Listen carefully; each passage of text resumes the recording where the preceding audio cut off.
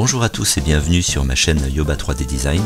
Je vous propose aujourd'hui un tuto sur la peinture d'Ahsoka à l'échelle 1/4. Cette vidéo va être consacrée essentiellement à la peinture de la peau, le visage ainsi que le buste. Je vais utiliser pour ça différentes techniques. Je vais vous présenter dans un premier temps le matériel que j'utilise. Deux aérographes de chez Harder Beck, ici le Silverline Evolution 2-in-1 que j'utilise depuis quelques années avec une buse de 0,4 et un nouvel aérographe qui est arrivé récemment en buse de 0,2 Infinity CR+. Alors je précise que cette vidéo n'est absolument pas sponsorisée.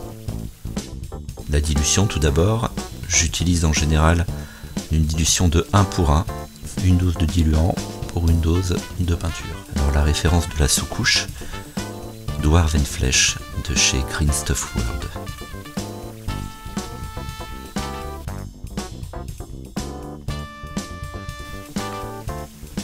Donc je fais mes mélanges en général directement dans le godet, c'est une question d'habitude. Avant je faisais mes dilutions dans les pots. Alors l'idée c'est vraiment de passer des couches très fines, pas trop chargées. Il vaut mieux passer plusieurs couches fines que de trop chargées, sinon ça fait des coulures, c'est très moche. Et c'est vrai que quand on est débutant, on a un petit peu de tendance à vouloir couvrir systématiquement. C'est une erreur. Soyons clairs. On a tous fait cette erreur, hein, moi le premier. Donc là j'en profite pour peindre aussi les parties du corps, donc les épaules, les bras, la poitrine, le cou.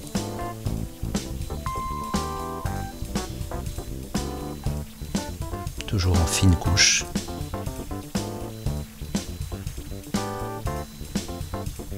À présent, j'applique le blanc.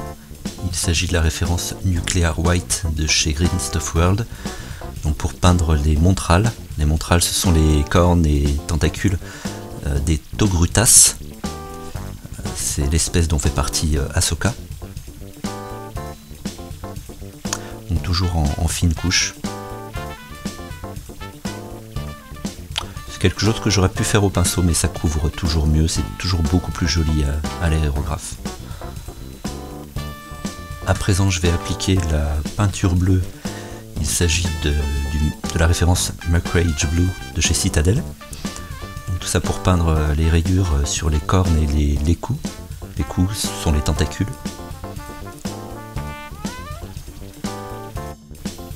Alors au départ, je voulais peindre toutes ces parties bleues à l'aérographe, mais en fait les détails sont beaucoup trop fins.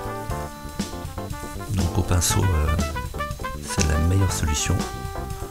Donc j'y suis allé en 2 couches, parce que ce bleu là a tendance à avoir beaucoup de mal à couvrir. Donc ici on voit le résultat au bout de 2 heures de peinture. Alors c'est pas très joli, hein. On voit que le bleu n'a pas bien couvert, donc c'est normal, c'est la première couche. La deuxième passe, qui va durer à peu près 1h30, va permettre d'uniformiser un petit peu ce bleu et d'avoir un résultat un petit peu plus sympathique. Donc voilà le résultat au bout de 3h30 de peinture au total pour les 2 couches. Passons à présent à la peinture de la peau. Donc pour cela je vais utiliser 3 teintes. La première, le Blushing Flesh pour faire les ombrages. Blushing Flesh de chez Green Stuff World. Ensuite, beige rouge et chair claire de chez Prince Auguste pour les éclaircissements. Donc tout d'abord les ombrages. Donc c'est vraiment très très léger. Hein. Pas besoin de trop charger à cet endroit-là. Pareil pour le corps. Donc c'est surtout sous les bras.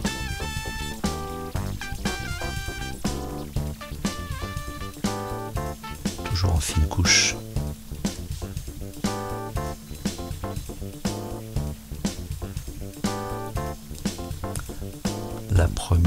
Le premier éclaircissement avec le beige rouge.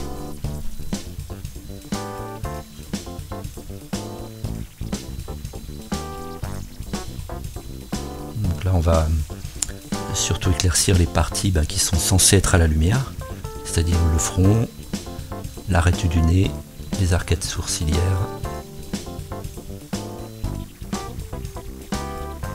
toujours en très fine couche, hein. Là il faut vraiment y aller très très léger parce que faut surtout pas couvrir, c'est vraiment y mettre un léger voile.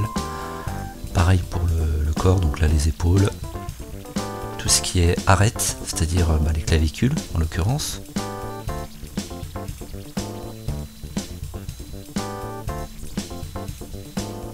Et enfin le dernier éclaircissement avec le chair clair de chez Prince Auguste.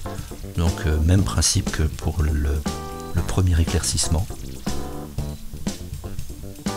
Ça va créer un dégradé du coup entre les deux éclaircissements, parce qu'on passe pas forcément toujours au même endroit d'ailleurs. Et ça permet du coup de marquer un petit peu plus la lumière. Donc, encore une fois, les clavicules, les parties vraiment saillantes et qui sont censées être éclairées.